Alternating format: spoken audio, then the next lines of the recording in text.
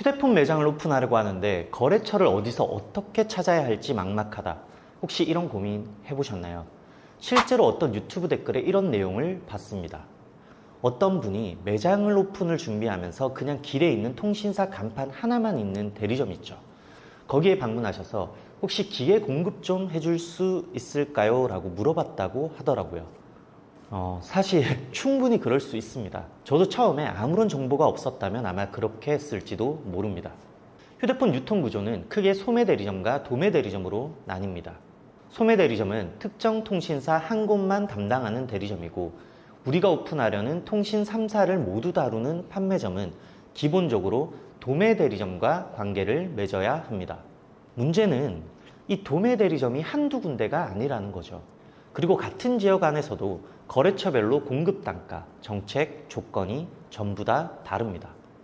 그래서 거래처를 어디로 정하느냐가 매장을 운영하는 데 있어 정말 중요합니다. 그럼 왜 거래처가 그렇게 중요할까요? 만약 잘못 선택하면 가격 경쟁력이 떨어지다 보니 손님이 줄어들 테고, 업무가 늦어지게 되면 고객 만족도가 떨어지고, 재고가 부족해서 계약 자체를 놓칠 수도 있습니다. 반대로 좋은 거래처를 만나면 안정적인 재고 공급, 빠른 업무 지원, 유리한 단가 확보까지 가능해집니다. 저도 초창기에는 거래처 문제로 고생을 정말 많이 했습니다. 판매는 했는데 재고가 없거나 개통까지 너무 오래 걸려서 고객 시간을 다 뺐고, 정책이 불리하다 보니 가격 경쟁력에서 밀려 운영이 정말 힘들었죠. 그때 깨달았죠. 도매 거래처가 진짜 중요하구나. 제가 지금까지 경험하면서 겪은 거래처 고를 때 참고하면 좋은 4가지 방법을 알려드리겠습니다. 영업사원과의 사전 미팅에서 꼭 체크하셔야 할 내용들입니다. 첫 번째는 개통실 소통인데요. 판매점을 운영하다 보면 개통실과 소통해야 하는 일이 많습니다. 개통 접수는 기본이고 요금 수납이라든지 결합 업무까지 개통실을 거쳐야 하거든요. 그런데 거래처마다 운영 방식이 조금 다릅니다. 전화 업무만 가능한 곳도 있고, 카톡 단톡방을 운영하면서 바로바로 답해주는 곳도 있습니다. 무조건 어떤 방식이 더 나은 건 아니지만 개통실 상황 업무 처리 속도, 운영 방식을 사전 점검하고 현장에서 답답하지 않은 원활한 소통이 되는 곳을 선택하셔야 합니다. 개통실과 업무 소통이 제대로 안 되면 운영하면서 스트레스 정말 많이 받습니다. 두 번째는 영업사원인데요. 도매 대리점이랑 거래를 맺게 되면 담당 영업사원이 배정됩니다. 매장에 필요한 기계를 가져다 주기도 하고, 정책뿐만 아니라 업무적으로 여러 가지 소통을 하게 되죠. 여기서 중요한 포인트가 있습니다. 바로 영업사원의 역량입니다. 영업사원이 얼마나 꼼꼼하게 정책을 챙겨주느냐, 시장 흐름을 빠르게 전달해 주느냐, 혹은 문제 상황에서 얼마나 발빠르게 대처해 주느냐에 따라 매장 운영에 크게 도움됩니다. 물론 영업사원도 결국 사람입니다. 자연스럽게 관계가 좋은 매장에 더 신경 쓸 수밖에 없는데요. 그렇기 때문에 좋은 영업사원을 만나고 그 관계를 잘 유지하는 것 자체가 매장 운영에 중요한 경쟁력이 됩니다. 세 번째로 가장 중요한 정책인데요. 정책이란 같은 모델이라도 거래처에서 제공하는 공급 가격과 조건을 말합니다. 예를 들어 같은 스마트폰 한 대를 판매했을 때 A 거래처는 50만 원을 지급하지만 B 거래처는 55만 원을 지급한다고 해보겠습니다. 이 경우 우리는 B 거래처가 정책이 더 좋다라고 표현하게 되는 거죠. 그런데 여기서 중요한 건 이 정책이 매일매일 바뀐다는 사실입니다. 오늘은 A 거래처 조건이 더 좋을 수도 있고, 내일은 B 거래처가 더 유리할 수도 있습니다. 계속 엎치락 뒤치락 하는 게 이 업계의 현실입니다. 하지만 그렇다고 해서 정책만 보고 하루하루 거래처를 옮겨 다니기보다는 장기적으로 내 운영 스타일에 맞는 거래처를 고르는 게 훨씬 더 현명합니다. 아무래도 판매량이 많아지면 자연스럽게 정책도 좋아지는데, 초반에는 판매량이 적기 때문에 조건이 불리할 수밖에 없습니다.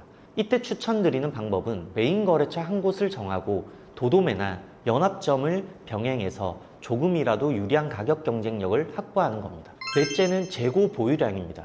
아무리 조건이 좋아도 기계가 없으면 소용이 없습니다. 판매를 했는데도 불구하고 고객이 기기를 바로 받을 수 없어서 기다려야 한다거나, 최악의 경우 재고가 없어서 계약 취소되는 상황까지 생길 수 있죠. 휴대폰 판매점의 특성상 도매 대리점이 재고를 공급하고 같은 거래처의 매장들끼리 서로 재고를 돌려서 사용합니다. 그래서 해당 도매 대리점이 운영하고 있는 지역에 얼마나 많은 판매점 거래처를 확보하고 있는지가 재고 수급 안정성에 큰 영향을 미칩니다. 그렇다면 거래처 확보 현황을 어떻게 알 수 있을까요? 간단하게 확인하는 방법은 당근마켓 같은 플랫폼에서 내 지역의 휴대폰을 검색해 보는 겁니다. 지역 업체들의 프로필에서 사전 승낙 인증 현황만 확인해도 그 도매 대리점이 얼마나 많은 거래처를 확보하고 있는지 파악할 수 있습니다. 그럼 실제로 도매 대리점을 어떻게 구할 수 있을까요? 방법은 생각보다 어렵지 않습니다. 매장 인테리어 공사가 들어가면 영업사원들이 직접 찾아오기도 하고요. 주변의 판매점 사장님들에게 영업사원의 연락처를 물어볼 수도 있습니다. 또 네이버에 통신업 종사자 카페를 검색해 보셔도 다양한 정보를 쉽게 얻을 수 있습니다. 하지만 여기서 꼭 주의해야 할 점이 있습니다. 바로 메인으로 잡으려는 거래처가 도도매 형태인지를 확인하는 것인데요. 도도매는 원래 도매 대리점에서 판매점으로 공급해야 하는 정책을 중간 판매점을 한번 거쳐서 공급하는 구조입니다. 즉 그 과정에서 중간 마진이 추가되는 셈이죠. 쉽게 말하면 일종의 다단계 구조라고 보시면 됩니다. 창업 초기에는 판매량이 적기 때문에 직접 도매 대리점과 거래하더라도 경쟁력 있는 단가를 받기가 어려울 수 있습니다. 그래서 제가 추천드리는 방법은 메인 거래처 한 곳을 확실하게 정하고 동시에 연합점이나 도도매를 병행하면서 시작하는 것입니다. 이렇게 하면 어느 정도 가격 경쟁력을 갖출 수 있습니다. 오늘은 판매점 오픈을 준비하면서 도매 대리점을 선택하는 기준에 대해 말씀드렸습니다. 혹시 이 영상을 보시고도 혼자 해결하시기 어려우시다면 언제든 편하게 연락주세요. 생각보다 복잡하지 않기 때문에 충분히 도움드릴 수 있습니다. 영상이 도움이 되셨다면 구독과 좋아요 부탁드리고요. 추가로 궁금한 점이 있으시면 댓글로 남겨주세요. 제가 아는 한도 내에서 최대한 솔직하게 그리고 실제 경험을 바탕으로 말씀드리겠습니다.